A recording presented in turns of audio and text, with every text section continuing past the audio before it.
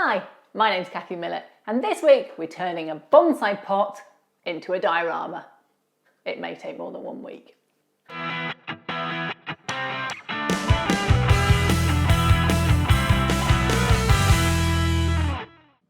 Now before you turn off and go, I don't do Halo, I don't do jungle dioramas, I don't do sci-fi modelling, wait.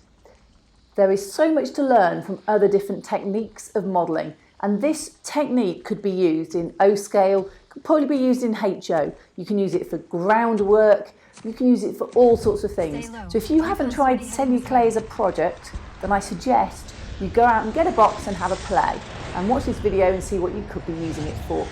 So what are we going to do? Well, I bought this bonsai pot, and I suspect, like a lot of bonsai, it lasted a while. I went on holiday, didn't quite get watered enough.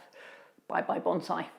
But the pot is lovely and goes very well with my Master Chief. So I'm thinking bonsai pot, perfect base for diorama for my Master Chief. So here's the Master Chief. You can see he's quite big, so although this is a big pot, it's not too out of keeping. I do want him to feel slightly lost in the diorama. So what am I actually going to do? Well, I liked one of the Halo games, Halo 4. I liked one of the levels there where he went through a jungle and he ran up along branches and shot down. And it was really cool. So I thought jungle scene. I haven't done a jungle scene before. I've done loads of trees and vegetation, so something a little bit different, because generally where I model, it's not jungle. So what do I need to do first? Well, the first thing I'm going to do is make a tree with a branch that he can run on. Sounds challenging. Thankfully it's a bonsai pot, so it has holes in it for you to put wire in. So I can do something that's very steady on here. So first thing I'm going to do is make myself a wire armature. And to do that I bought some, I know I actually did buy them, wire hangers. And I'm just going to bend them through and get them into the tree shape that I want. So the aim of this is just to provide a nice firm foundation for the structure that I'm going to use for my tree. If you're doing it in a different scale, you probably wouldn't need to do anything quite as robust at this, but this is going to be a very, very large 2 trees. I remembered a couple of days ago that I actually had some bonsai wire. Now, as I don't have the bonsai anymore, I'm going to use that as well. It's various different sizes. It's quite flexible, as you can see, but it's good for tying together. Some of these top bits are just a little bit loose. So and it's going to make some great creepery type stuff.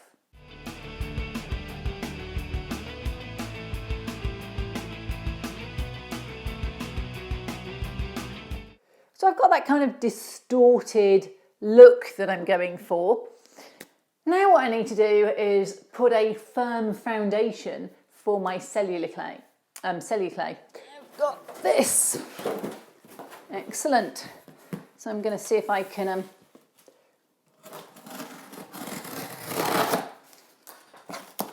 cut some strips off.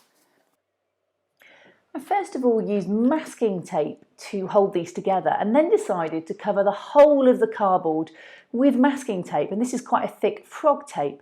And the reason for this is masking tape is fairly waterproof, it's there to be painted over, and it provides a barrier that stopped this cardboard from distorting when the very wet Celluclay got onto it. So Celluclay is a sculpting material that I've heard a lot about but haven't used. Okay, I would normally mix it in a big container, but I've put that somewhere safe. So for now, I'm just going to do a little test piece. So I'm just going to start with just a small amount in here. So,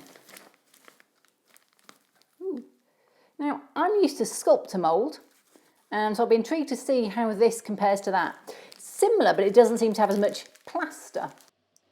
Putting water in first as per the instructions, I just added Celluclay until I got to a nice spreadable consistency, something that I could mould but wasn't too dry to stick to the tree.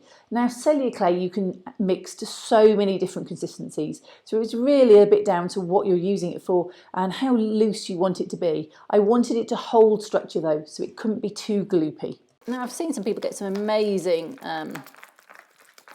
results with this. So let us see. Now, Fichten Foo said his cracked when he did it over a far more stable surface than this at a very thin amount. So he reckons 1/8 to 3/16 of an inch. I'm not very good in imperial, so I will just smooth it on. And this isn't going to be the final coat, but for now, what I'm going to do is start putting in the sort of bigger grooves that I'm going to have in this tree, because it's not going to be particularly flat. It's going to be a very grooved, very seamed sort of product. Once I'd spread a coat on, I used the flat of the blade to create some grooves. Then I used the cutting edge of the blade to sort of, well, basically cut loads and loads of vertical slices into the bark to give the texture that I wanted. It's worked. Hasn't cracked. It's come out with a nice texture. You can see where it's beginning to dry and where it hasn't. So I'm going to go around and keep doing this, and there's a lot to cover. One of the key issues that people have with Celluclay is that it cracks whilst drying. And I think that's because they might put it on a much firmer substrate than mine. Mine flex a little, being only cardboard. It might be because they add white glue to get it to stick. It might be because they dry it more quickly. People do put it in the oven, whereas this just dried in a nice, fairly warm kitchen, not too humid or anything. So overall, I'm really pleased with how this Celluclay worked. It's a nice, easy to use product. It's not at all harmful. It's water-based. You can't go wrong with it. Okay, well, it's Friday night. I did the last stuff on this on Saturday and it's dried. It was dried within 3 or 4 days, but I've been leaving it a week just to make sure it's solid, and really pleased, not a crack in it. Now, I'd heard Celluclay cracks a lot, so I thought, oh, it's going to crack. Nope, not a single crack.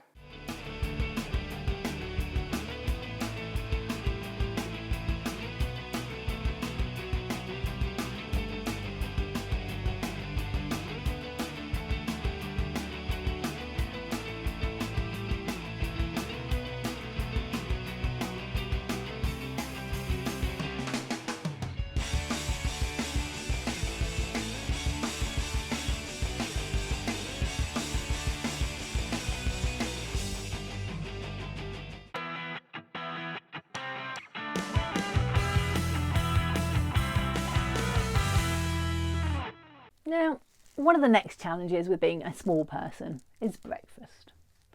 Now, you'd think that'd be quite easy, wouldn't you? A muesli is at least our size, so, you know, a huge muesli piece. Not hard to eat, bit solid and dry. You can soak it for a bit, but not hard to eat. Tell you what is hard. Getting the lid off that thing and getting it open. Look at the size of it. And they're not happy ever about it, those lot. Constant moaning all morning. And then you get the whole, it's a bowl. How am I supposed to get in that bowl? That bowl's bigger than my life. Look at it. Look at it. Oh, I'm in scale. I can't eat. Someone feed me. And you get HO doing very much the same, really. Mill Scale normally takes charge because that's what she does. Military, says it on the jacket. She's in charge. But, you know, it's just, it's horrendous, you know. Yeah, you need to think long and hard about that one.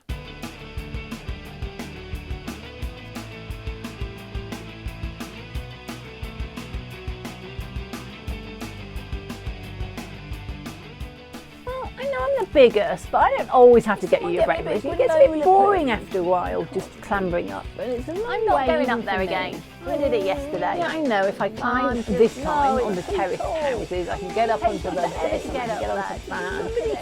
Yeah, and I can somersault through the air, and I can do a controlled Buzz Lightyear sort of landing. Thanks for that O scale. Yeah, it's a good point. But really, maybe Kathy will just get us a bowl later. She's very good like that, you know. Can we not just wait for her? Please.